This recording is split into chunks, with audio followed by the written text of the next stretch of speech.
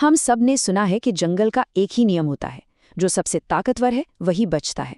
पर जरा सोचिए, क्या हो अगर जंगल का वो सबसे बड़ा हथियार ही सबसे छीन लिया जाए, वो हथियार जिस पर हर कोई निर्भर है। आज हम जंगल बुक की एक ऐसी कहानी की पड़ताल करेंगे जहां सारे नियम, सारी व्यवस्था टूट जाती है और जिंदा रहने की जंग ताकत और दिमाग के बीच एक सीधी लड़ाई बन जाती है। कहानी का सारा संघर्ष असल में इसी एक सवाल में छिपा है, जंगल, जहां हर हरकत, हर खतरे की पहली पहचान गंध से होती है। वहां क्या होगा जब वो गंध ही हवा से गायब हो जाए? सोचिए, जब शेर अपने शिकार को सूंघ ना पाए और एक माँ अपने बच्चे तक न पहुंच पाए।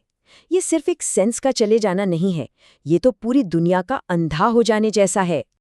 तो इस पूरी उथल-पुथल को समझने के लिए हम इसे 5 हिस्सों में देखेंगे। सबसे पहले हम समझेंगे जंगल की इंद्रियों की दुनिया को। फिर हम देखेंगे कि कैसे एक अंधा करने वाला फूल आकर सब कुछ बदल देता है।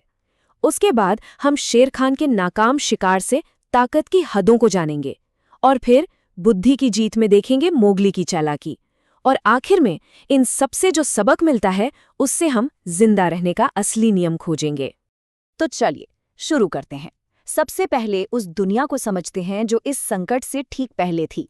हमारा पहला भाग, इंद्रियों की दुनिया। ये वो अनदेखी जुबान है जिससे पूरा जंगल एक दूसरे से बात करता है। देखिए, इस जंगल में गंध सिर्फ एक इंद्रिय नहीं है, ये यहाँ की धड़कन है, यहाँ का जीपीएस है, यहाँ का वार्निंग सिस्टम है।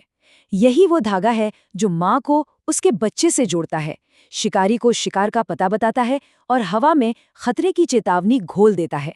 मतलब यहाँ सब कुछ गंध से ही चलता है।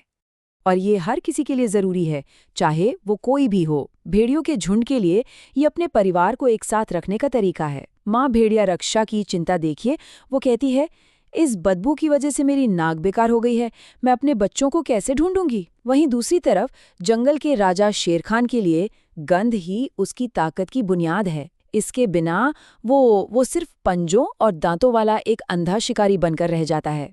और अब जंगल का ये जो नाजुक सा बैलेंस है, इसी पर हमला होने वाला है।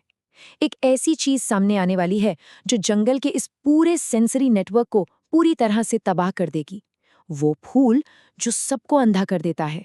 हालत इतनी खराब हो जाती है कि एक किरदार कहता है, अगर मैं खुद से ही टकरा गया तो भी अपनी खुशबू नहीं पहचान पाऊंगा। अब समझ रहे हैं? ये सिर्फ रास्ता भटकना नहीं है, ये तो अपनी पहचान खोने जैसा है। जंगल की वो भाषा जो सबको जोड़ती थी, अब वो एक शोर बन चुकी है जिसमें कुछ भी सुनाई नहीं देता। तो सवाल ये है कि इस तबाही के पीछे है कौन? वो है टाइटन अरुम, सुमात्रा का एक बहुत बड़ा फूल जो वैसे असल दुनिया में भी होता है। कहानी में इसकी बदबू इतनी तेज है कि ये 3 दिनों के लिए हर जानवर की सूंघने की शक्ति को बिल्कुल खत्म कर देती है, 0। और इसका असर जंगल पर कहर बनकर टूटता है। शिकारी अब अंधे हो चुके हैं और शिकार के पास छिपने का सबसे बड़ा हथियार आ गया है। अचानक से जंगल के सारे नियम पलट गए हैं। ताकतवर शेर और कमजोर खरगोश अब दोनों एक ही नाव में हैं, दोनों ही खोए हुए हैं। अब जिंदा सिर्फ वही रहेगा जो ताकत के अलावा कुछ और इस्तेमाल करना जानता हो। तो भाई, इस नई अजीब दुनिया में जंगल का राजा शेर खान कैसे जिंदा रहेगा? इसका जवाब मिलता है हमें उसके नाकाम शिकार की कहानी में। यहाँ हम देखेंगे कि जब सिर्फ ताकत काम करना बंद कर दे तो होता क्या है। इस नई दुनिया में जंगल का पूरा पावर डायनामिक्स ही बदल जाता है। और ऐसे में कौन सामने आता है? चालाक सियार तबाकी। उसे इस मुश्किल में अपना मौका नजर आता है। वो अब लाचार हो चुके शेर खान को मदद ऑफर करता है। ये तो क्लासिक कहानी है, जब राजा का सिंहासन हिलता है तो मौका परस अपनी चाल चलते ही हैं। पर शेर खां तो शेर खां है। उसका घमंड उसकी मजबूरी से भी कहीं ज्यादा बड़ा है। वो मदद की पेशकश को ठुकरा देता है और ऐलान करता है कि शेर खां सिर्फ एक ही जानवर पर भरोसा करता है, खुद शेर खान पर। उसका यही घमंड दिखाता है कि वो इस बदलती दुनिया के लिए कितना अनप्रिपेयर्ड है। लेकिन देखिए, जिंदा रहने की जरूरत ना बड़े बड़े घमंड को तोड़ देती है। आखिरकार शेर खां को अपनी स्ट्रैटेजी बदलनी ही पड़ती है। उसकी नाक बेकार है तो वो अपनी आंखें आसमान में खोजता है।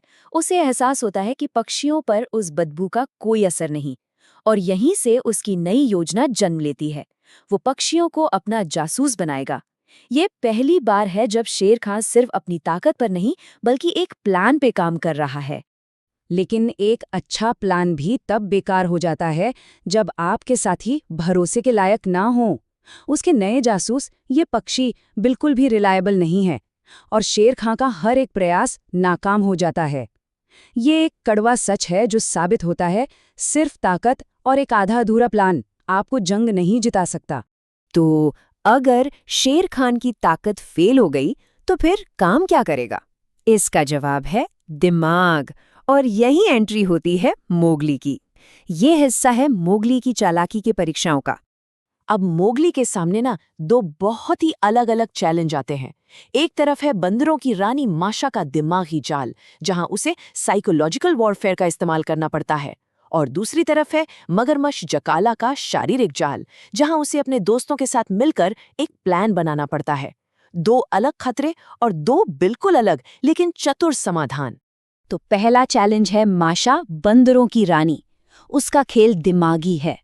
वो एक नकल का खेल खेलती है जहां नियम सिर्फ वो तय करती है।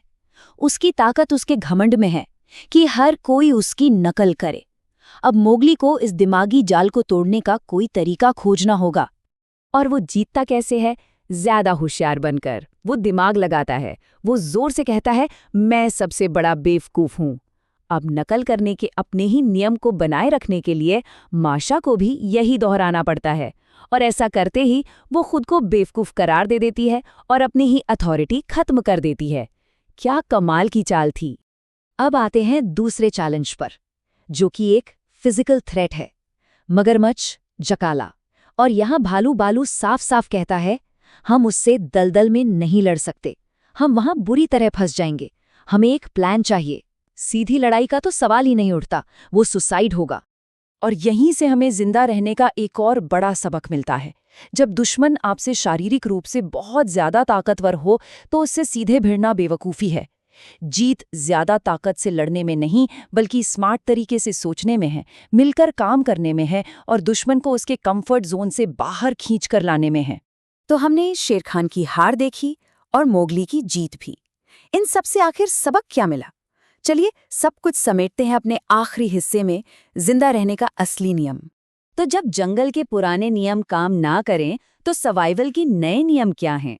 पहला, अडेप्टेबिलिटी, यानी जब पुराने तरीके फेल हो जाएं तो अपनी स्ट्रैटेजी बदलने की काबिलियत। दूसरा, इंटेलेक्ट, सिर्फ ताकत नहीं दिमाग का इस्तेमाल करना।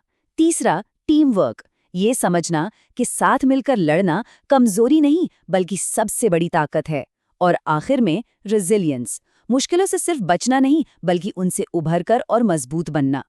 और अंत में ये कहानी हमें एक बहुत बड़े सवाल पर लाकर छोड़ देती है।